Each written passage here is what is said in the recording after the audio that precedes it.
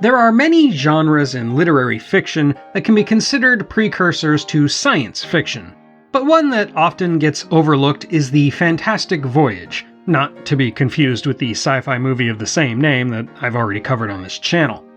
The general premise is that an explorer sets out to visit lands unknown, usually by sea, where they encounter bizarre or magical things such as mythical creatures, unknowable dangers, and utopian societies.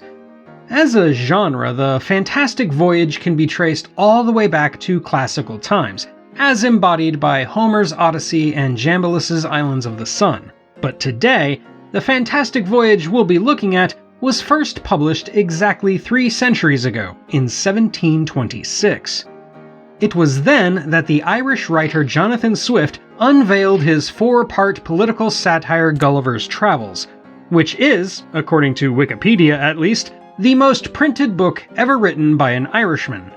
It's still taught in schools and adapted in many forms of media today because its absurdist depiction of power and civilization remains as relevant in the early 21st century as it was in the early 18th. But for this video, we're going to talk about a film adaptation from 1960, one undertaken with the special visual effects of the great Ray Harryhausen.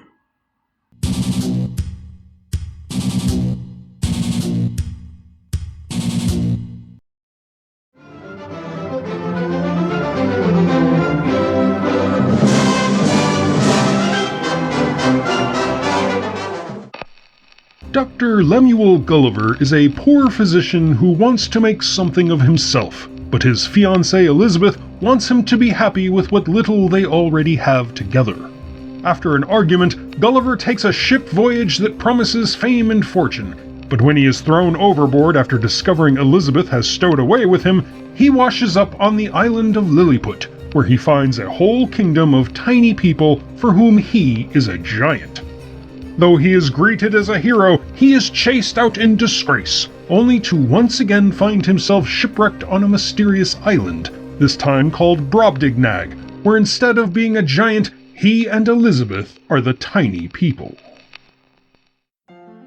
In early 1958, Universal International began work on a film adaptation of Gulliver's Travels, after writer Arthur Ross had failed to get a television adaptation underway at NBC, due to a Writers Guild strike. Universal International commissioned Ross, along with Cy Gomberg and Jack Scher, to write a new screenplay for the big screen. Around the same time, Columbia began working on its own film adaptation under producer Charles Schneer. Despite the property being well within the public domain, Universal wanted the Columbia version to be scrapped. But eventually, Schneer was able to work out a deal whereby his company, Morningside Productions, would make the film using Universal's script and hiring Jack Scher to direct. As a bonus, Schneer would of course take advantage of the services of Ray Harryhausen, following the enormous success of the 7th Voyage of Sinbad. In order to make the new film, eventually retitled to The 3 Worlds of Gulliver, Schneer and Harryhausen moved their base of operations to England. They did this for a multitude of reasons, including cheaper labor, closer proximity to European locales, and access to a new sodium-backed matte process being developed by Rank Film Laboratories in London that promised instantaneous results and cleaner detail.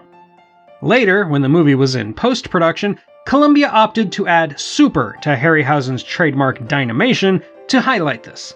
But Harryhausen claimed the super meant absolutely nothing.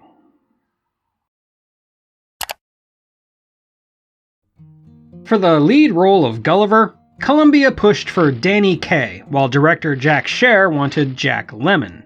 However, after both actors turned it down, Schneer turned to Kerwin Matthews, who had played Sinbad in The 7th Voyage of Sinbad, and was enthusiastic about working with both Schneer and Harryhausen a second time. For his brief alligator fight near the climax, Matthews once again trained under fencing master Enzo Musumeci Greco, hope that pronunciation is close enough, who served as the film's stunt supervisor. But Matthews would later say that by far the most challenging aspect of the movie was being tied down on the beach.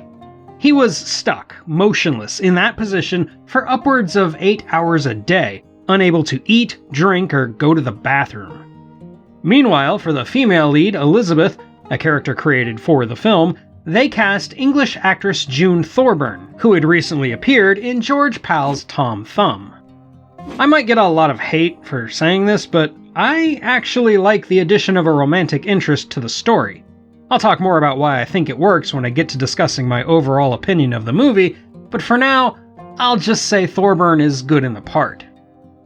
Other notable actors include the B-movie queen Jo Morrow as Gwendolen, Gregoire Aslan and Mary Ellis as the King and Queen of Brobdingnag, Mouseketeer Sherry Alberoni as Glumdalclitch, and Alec Mango returning from the Seventh Voyage of Sinbad to play the Lilliputian minister. Filming started in July of 1959, mostly in Spain, once again utilizing Costa Brava, along with the city of Avila, the mountains of Boca del Anzo, and the La Granja Palace. Much of the studio work was done at Sevilla Studios in Madrid, and there was some additional work done at Pinewood Studios in London and at the Village Square in Shepperton. Apparently, filming in England was mired by labor problems that caused frequent stoppages and strikes, but Harryhausen was able to get to work in his new studio space utilizing the new technology that saved both time and money. Unfortunately, though, the budget of the film was so low that many potential matte shots had to be removed. A few of those were replaced by simple deep focus perspective tricks, like this one, in which Kerwin Matthews is close to the camera while the rest of the actors are far away. There also weren't many stop-motion sequences in the script, with the alligator and the squirrel being the only two that utilized Harryhausen's strengths with creature creation. The squirrel was made from a real animal that had been taxidermied, and Harryhausen later admitted to being unhappy with the final result, though I think that his unhappiness had more to do with the sound it makes than how it looks. Bernard Herrmann once again returned to score the music, and though the Seventh Voyage of Sinbad is the more iconic of his Harryhausen collaborations, Herrmann himself would go on to state that The Three Worlds of Gulliver was his personal favorite. I can see why, too, because he gets a lot of opportunities to play around with the sound of size, if that makes any sense, and the music is definitely one of the film's biggest strengths.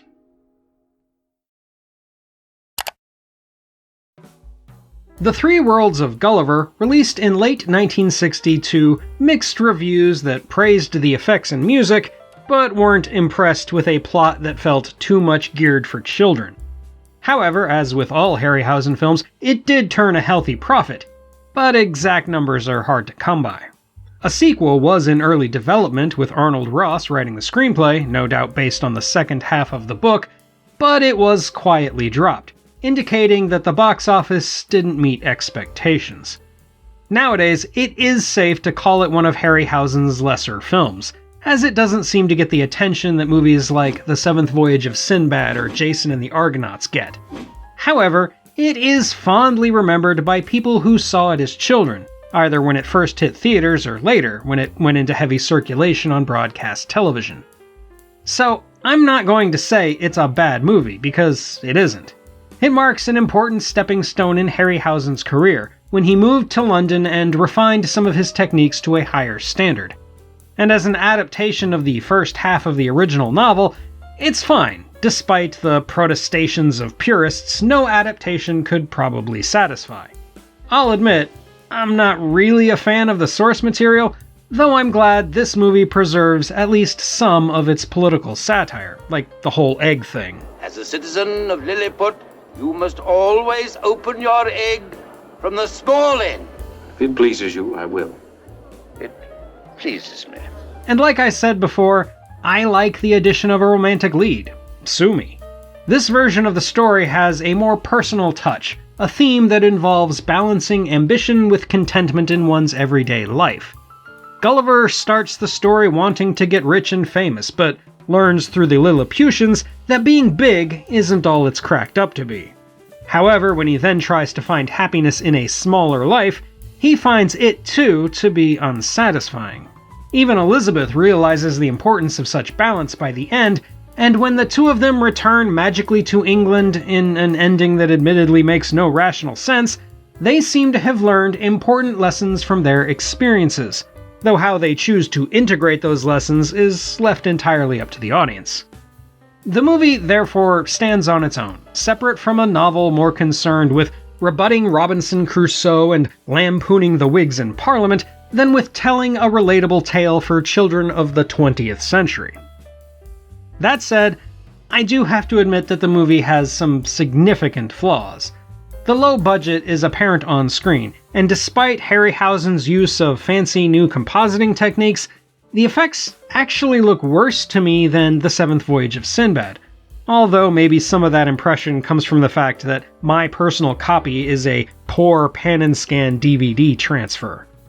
Still, what's worse for me than the look of the film is its pacing and baffling plot choices. For instance, the first half of the story involves Gulliver trying his best to return to his lost love, Elizabeth. But then the couple is reunited at the film's halfway point, completely off-screen. Like I said, it's not a bad film. I'll happily watch any of Harryhausen's movies, but I do find it a bit dull, even for a kids' movie. I don't typically accept the notion that it deserves grace for being aimed directly at children, but I can appreciate how the movie works far better through the eyes of a child than it does for an adult. Therefore, and despite my less than glowing review, The Three Worlds of Gulliver is absolutely a fantasy classic. And that's all for today, my fellow normal-sized Earthlings. What fantastic Voyage stories would you like to see adapted to the big screen today? Let me know in the comments, and while you're there, don't forget to hit those like and subscribe buttons. Thank you for watching, sincerely, and until next time when we'll fend off a whole team of skeletons, this is the Unapologetic Geek, telling you to never be ashamed of what you love. As long as you're not hurting anybody over eggs.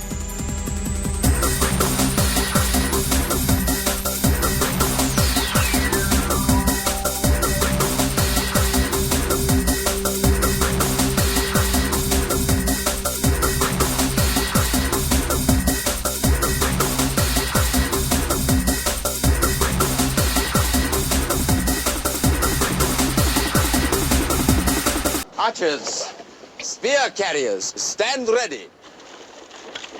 If the giant eats me, the nation goes bankrupt.